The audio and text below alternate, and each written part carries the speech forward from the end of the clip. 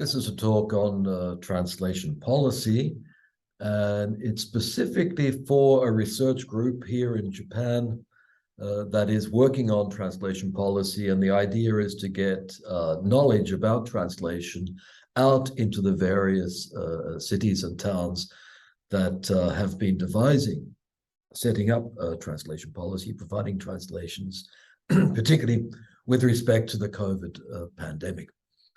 And so I'll be sort of thinking about that in terms of what I've seen and what we've been doing research on in Melbourne, which may or may not apply to Japan. That's not for me to figure out. Now, what I want to do is to present my own position with respect to certain key principles in translation policy and the way one might go about researching it. And to do that, I'm going to focus on a very specific question. That is, when we set up a policy and we're going to translate messages into various languages, usually in a multicultural, multilingual city, such as Melbourne, how do we select the languages? It's a very practical and very real problem. Now, what is translation policy? There's what has become a traditional view, or at least a dominant view, that it stems from questions of human rights. So you could look at documents on human rights. You can extract from them certain language rights. From that, we get language policy or language planning in a particular society in order to identify and protect those rights.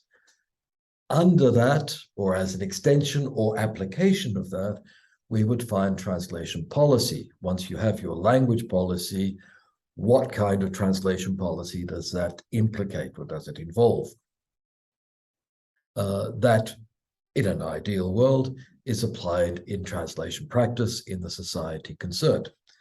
So what you have there is a top-down way of thinking.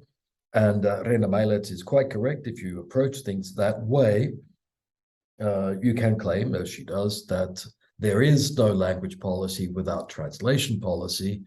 And if that translation policy is not obvious or evidenced or hasn't been thought about, then you'd better put it in. There's work to be done on translation policy. And important research on that model was done by Gabriel González Núñez, trained as a lawyer, who started his research from the top, from looking at the documents on human rights, then language rights, etc. This was in the United Kingdom, going right down to the actual translation practice in the municipalities. And Gabriel was able to show that what should happen on the level of rights very often does not happen, or happen enough on the level of actual practice. So this paradigm, this approach, has a very real critical component to it. Now, my doubts about that are raised. I've always had doubts about it, but it came to a point when Vinay Tesur, who has been working on translation policy in non-governmental organizations, in a conversation 2 weeks ago, but actually it's going to be in her forthcoming book, I hope, makes it very clear. She says, now she's dealing with critical questions about the way translation can redress power dynamics, so it's clear it has a critical potential as well. And she's talking about intergovernmental NGOs, all right, and the role of activist researchers. Very good. Now, that's the book. What intrigued me was that Vinay's research, her case studies at Oxfam and her current work at Trias in Belgium, she finds that these organizations have translation policies. That is, they know how they're going to do translations and who they should look for and whether or not they should use machine translation, how much they adapt to particular audiences, etc. They have translation policies, but they don't have a language policy. And yet we have this model where translation policies sit directly underneath language policy.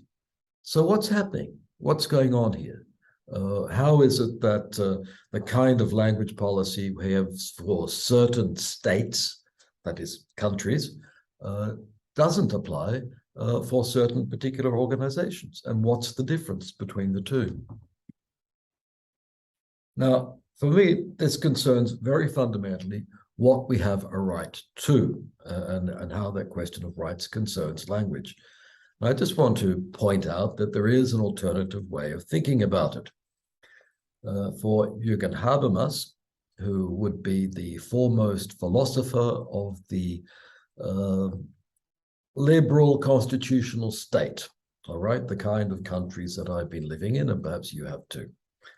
The citizen has a right to participation in public space.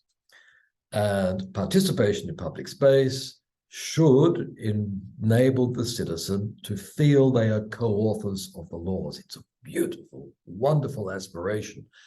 I don't know how often it's actually achieved anywhere in the world, but the idea is very beautiful, you must admit. I adhere to the law because I helped write it in some way. I am part of this society. A very, very noble idea. Now, Habermas's work on rights to cultures, rights to cultural difference, not language. He doesn't talk a lot about language. He recognizes that people have the right to different cultural practices, and most of our cities are incredibly multicultural, and most of them recognize the right to have those different cultures within the polis, within the city that we have, as long as they don't reduce participation in public space. And that is what bothers me here. So you've got a right to pay your taxes, you've got a right to receive services from the state, but you don't have a right for Habermas to have your language used by the state when addressing you. It's not a right in itself. Let's be very clear.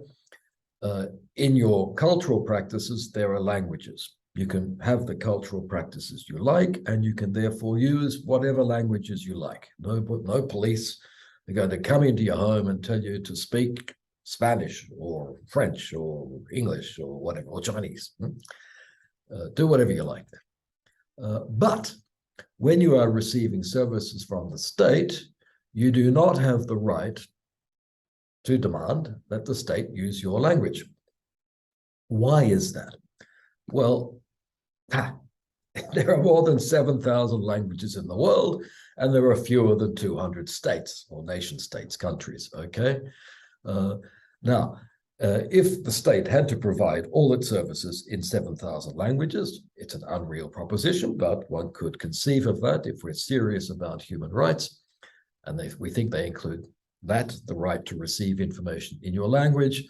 The state would spend more on providing the service than the service has value in itself. And that is a position one would not want to be in. Okay.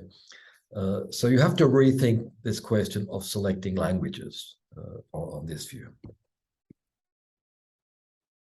Florian Kuhlmann, a sociolinguist, is quite critical about the way this has been done in Europe. Okay, he observes that what was at that time the European Community had just set up a policy that preserved the status of its national languages and didn't really think about how to provide services in the other languages, non-official, what have you put it, languages that are not official over the entire territory of the state, as is the case of Catalan, do not have a role in European policy. They can receive support, but they don't have that official status and therefore don't enter into the discussion of rights. And then other stateless languages like Roma fend for themselves, basically. Now, the view from Australia has been very different. And it's worthwhile looking at the history in order to explain why it is different. The current Australia that we have developed enormously in the 1950s, thanks to European immigration and then more recently, more open immigration with many from Asia and Africa. As a result of that immigration, translation services, interpreting services were offered very early. It's the first country in the world to have free telephone interpreting.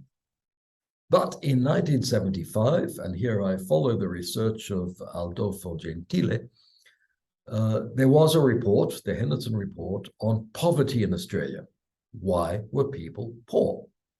And one of the reasons they found was that many people didn't understand the languages, or the language, basically English, in which social services were being offered. So they didn't know or couldn't access medical services, for example, or people who required mental health services were left wandering the street, speaking languages, not able to understand what was happening around them. From that, 1975, there was some serious thought about how we handle a multicultural country, a multilingual city, and one of the answers was to regulate translators and interpreters. So 77, 2 years after the Henderson Report, you have the National Accreditation Authority called NATI. 87, moving on from that, but with the same view of the world, Joe Lobianco wrote and had authorized, had voted in Parliament, the National Language Policy, and that policy allows for English as the common language, and there is the duty and obligation to learn English to participate in public space. But there should be maintenance of all the other languages. That is, that multilingualism was also a priority of the state. Now, the important thing here is that when you get services from the state, you have a right to the service. That's part of your human rights. This is the Australian view, okay? You have a right to the service, but you do not have a right to that service being provided in a particular language. If the language is needed in order for the service to be provided, then the language will be provided and you will have translation and interpreting, okay? So it's based on a needs analysis rather than a rights perspective. Okay, that's the important shift. Okay, you don't have a right to your language in the service, but you have a right to the service. And if the language is part of that or necessary for it, then the language will be provided. Okay, now that is very different from the European view, which is protecting language rights. In Australia, you have rights to services, and then we have to fulfill the provision. Why is this important? This is going back to something I did many, many years ago. And it's just a very simple idea. Okay. It's because in the Australian situation, there are two things in play. Okay. There's the provision of service with translation and interpreting as part of that. And there is the national language, the public space, and the obligation to learn English to participate in that space. Obligation, you get free schooling, immigrants get 500 free hours of English lessons. I mean, it's not, a lot is done to make that possible. Now, when you're translating, okay, the costs might go down initially at the beginning, but they don't go down. Translation and interpreting are a constant cost. You have to pay translators and interpreters. I hope you pay them well. It should be expensive. It's a luxury item. A luxury item compared with language learning. Language learning is really hard at the beginning, but you get better at it. And as you get better, the costs go down. These are the transaction costs, all the effort you put in so that you can set up a conversation, for example. You may not get to entire L1 level, but it goes down significantly. Now, consider this over time. And I did this when I'd been working for the Barcelona Olympic Committee, which lasted 4 years. So T3 out here is about 4 years. That's the Olympiad, the period prior to the Olympic Games in in 1992. That's how old I am. All right. Now, I was employed there as a language teacher at the beginning and then as a translator. In fact, I did both. I did both tasks. At the beginning, if your activity or your project is less than T2, obviously translation is going to be cheaper than learning a language. So if you have an emergency right now, you have to get people to believe in vaccination, for example, and it's right now, you're not going to turn around and say, oh, wait a minute, we'll wait for you to learn English, then we'll tell you what's happening. No way. Urgency, short time, you use translation and interpreting. If, however, the time is beyond T2, when it becomes cheaper to use language learning or a degree of knowledge of languages, cheaper, more economical than translation costs, okay? And you can play with that and figure out the costs involved. If it's incredibly high stakes communication and you have to be sure, then you would pay the extra costs for translation. But if you go out here beyond T4, 4 years, 5 years, 6 years, the time you could expect somebody to learn a language adequately well to function in a society, then you are going to not use translation, you're going to privilege language learning because it's going to be cheaper. This is why many arrogant families who come to a country and decide to stay there on the long term may speak their L1 in the household, but encourage the learning of the common language outside of it. You can have both strategies at once on language learning, but therefore will not need professional translators or interpreters. Okay. So you can see I'm thinking in the Australian context, language and interpreting are not a right in themselves. They don't come down from language rights. They're in a game of costs and real needs with respect to language learning that preserves public space. That's my thinking. Now, in Australia, there has been some thought about language policy and translation policy. Now, Uldiis Ozelins in Australia has written on this, and he talks about translation policies in certain varieties. So you may have a society in which nothing is done, and that was perhaps the case in Australia in the early 1970s. Then you move to ad hoc services, as happens in hospitals, for example, when there is a need for translation or interpreting. You may employ an outside interpreter, but very often you find a nurse or a doctor who speaks something of the language, or you make do with the patient's limited knowledge of English, and you have intercomprehension. There are many, many solutions that are available in that space of ad hoc services. One then moves to generic language services, such as the telephone interpreting system, where the state comes in and says, we're not just going to do it on an ad hoc basis. Here is our translation policy, and we are providing this system. And then you move on to a comprehensive translation policy, which regulates all services in translating and interpreting. And an example of that would be NATI in Australia. If you work for the government in Australia as a translator or interpreter, you require NATI certification. So NATI does effectively control most of the sector. The biggest employer of translators and interpreters is the government or the governments. I might add in passing that NATI is a company, a non-profit company, it says, owned by the governments of Australia. That is the federal or Commonwealth government and the state government. What does that mean? Well, in effect, it means that the employer is regulating the market, which in industrial rights terms is a rather worrying position if you're a translator or interpreter.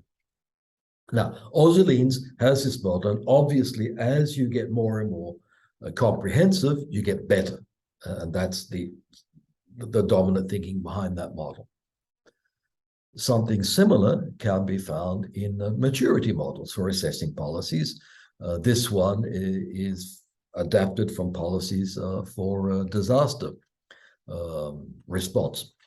Okay, and it's used by Sharon O'Brien and Patrick Cantwell to assess the translation service response in Ireland to COVID. And so you have categories over here, and the higher you can score on each of these categories, the more mature your policy. So you can see Ireland didn't score very well on many of these categories. Once again, the idea is that the more service you provide, the more translating and interpreting you can do, particularly in different media. That's what we discovered with COVID, that you have to contact people on the media that they actually use, that is social media especially, video material in particular. The more you can do that, the higher the number of things you can get in each of these categories, the better the policy. Bigger is better. Now, that's what I want to question. I'm questioning the reliance on human rights. That sort of allows me to question how much you should do.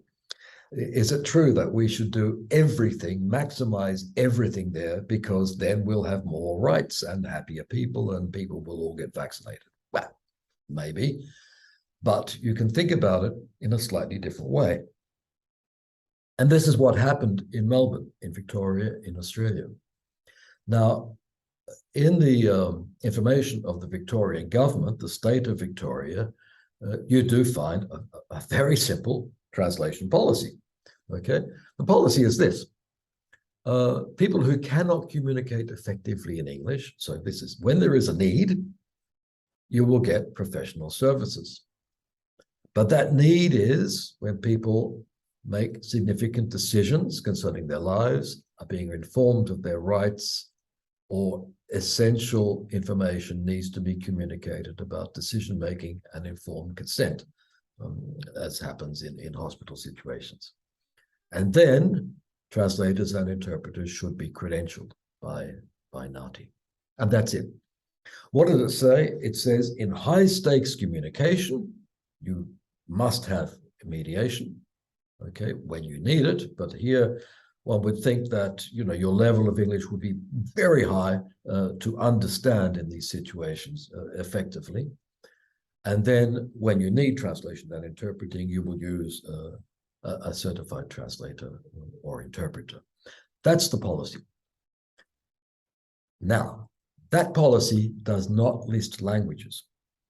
It does not tell you how to select languages. It just says how translation services will be provided and when they will be provided. It is not a subsidiary of any language policy. That's what I want to get to. Language policy is one thing. In Australia, it concerns learning languages. It concerns intergenerational relations, and it concerns bilingual education, which is incredibly important. But it doesn't concern translation and interpreting, at least not directly. That's the important thing down there. Now, when that policy that we've just seen was used at the beginning of the COVID pandemic, things went wrong. That is, official translations were slow and error-prone. And at the beginning, you know, people were going into, statistics vary, but 37 languages. And then I think the Commonwealth government got up to 80 plus languages. In Victoria, we're between 30 and 40 quite regularly. But the official translations were slow because it takes time to do a good translation. And for many of the smaller languages, smaller in terms of represented in Australia, it's hard to find the competent translators and interpreters, or there are not enough of them who are certified. And in some languages, nobody is certified, or one or two people in the entire country. What happened then was that those official translations, which were in the same medium, so it would be written text, or web page, were found to be fairly ineffective because people didn't understand the language. It was technical, it was medical, so, professional translators, oh, it's a medical text. I have to be incredibly accurate and use the terms, and it's going to take longer. And people didn't understand that. I say this on the basis of the interview studies that we carried out in Melbourne on particular communities, especially Chinese, Greek, and Italian in the first case, and other communities in the second research project. It was difficult to understand and not trusted. Why not trusted? Well, some of the communities are coming from countries where government officials are by definition not trusted. And something of that mindset was applied to the Australian officials. The level of trust in the government was low in some communities and high in others. The Chinese community expresses absolute trust in any government, apparently. Anyway, let us move on. So I actually wrote on that at the beginning, but my article it was saying what a lot of other people were saying, that we have to change the way translations are done in order to get trust and not to apply, for example, the code of ethics, the professional code of ethics set up by NATI and adopted by the Association for Translators and Interpreters. The code of ethics privileges accuracy. Here we need something else. The code of ethics privileges impartiality. Here we need something else because you have to talk to people on their side from their perspective. So what happened was that a lot of the actual translating was not moved. That would be incorrect. It was complemented by work done in the cultural communities themselves. And so we would get the Chinese communities or the communities for any of the particular languages. The Greek community was very, very hard hit in aged care residences. And the community itself then responded by doing translations. And not just translating, but re-narrating, getting the information and telling it to people in the medium that they needed. So for older people, if information is official, they would want it printed on a bit of paper because that's trustworthy. For younger generations, you need it through social media with video material, for example.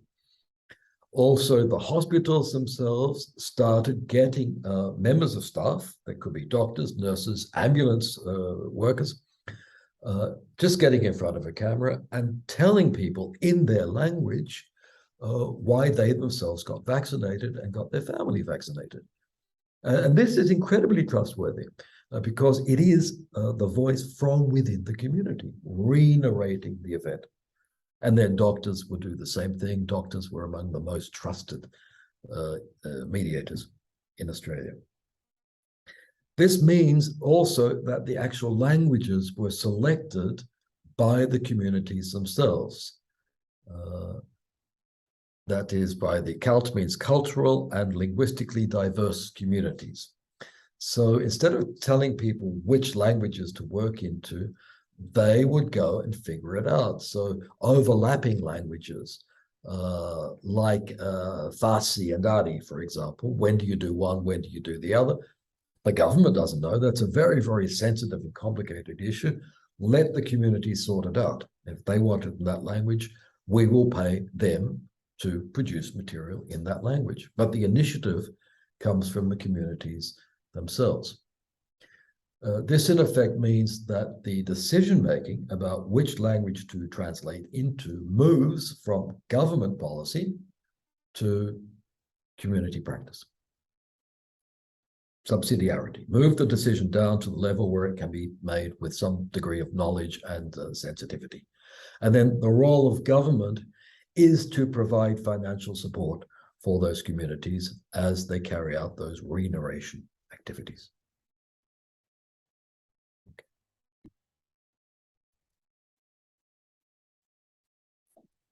That's it. That's what happened in Australia. That explains my doubts about the language rights, thinking about translation policy.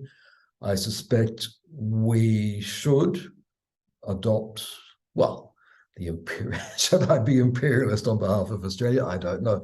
But I think there is something to be said, let us say, for the view that decisions about translation policy should be made very close to particular communities, even when that means that exactly the same language services are not provided for all communities. Why? Because communities are very different in size, in proficiency in the official languages, and in needs. Okay. Now, my more recent thinking on this problem moves to just considering what happens in hospitals when patients arrive after some disaster. And the bodies are coming in and they're wounded, and some poor person, usually a head nurse, has to do what's called a triage. Okay, a triage is a French term for selection. Why is it French? I don't know, but it does come from this guy, Dominique Larrey, who was Napoleon's chief surgeon and who invented the practice. He also invented ambulances, by the way, on the battlefield. Okay, now I'm adapting Larrey's his doctoral thesis explains triage. You can read it online, his doctoral thesis in French. All right. To a series of questions that one might ask when having to decide which language to go into. Question one, is the aim high stake or low stakes? That it means, what are the risks of failure? What happens if we don't treat this now, if we don't translate into this language? What could happen? All right. And that's your first thing. What's the risk of failure? For whom is that risk the greatest? Who in that community? You can't just say, oh, we have to go into Arabic because Arabic speakers are all like this. No, in fact, there was a study in Sydney because it was a survey on resistance to vaccination, and it found out that resistance existed, but it was very, very uneven, and that the most resistant, the most susceptible to conspiracy theories, for example, happened to be men between the age of 18 and 27. So if you're going to translate into Arabic vaccination information, you know what? You have to speak to men between the age of 18 and 27 in some way, all right? That means language and discourses and medium and channels all follow, okay? Then you look around and see what material and financial resources are available. And that, I think, is the role of translation policy on the level of government, to provide the means to carry out these activities, and then how much time is available, because a lot of this communication was very time sensitive. In one case, into one language, the translation took 8 weeks to do and get out on a website. But when we were going through COVID, 8 weeks was, 2 kinds of wearing masks or not wearing masks. 8 weeks was yet another variant of COVID. I mean, it was hopelessly out of date. You have to move faster than that, and sometimes you have to cut corners to make it go fast, or translate into a lingua franca instead of the smaller languages, simply because you don't have enough resources to give the greater coverage. In that particular situation in COVID, a late translation was unserviceable. And then you figure out combinations of resources and time. That's picking up the notion of triage from Madison and trying to think it through in relation to language services. My main worry is that the discourse on human rights and language rights is very noble, and the ideal of equal access to social services is also laudable. But in situations of time-pressured communication, I suggest that translation policies should be more like procedures for triage than like discourses on human rights. The debate is served.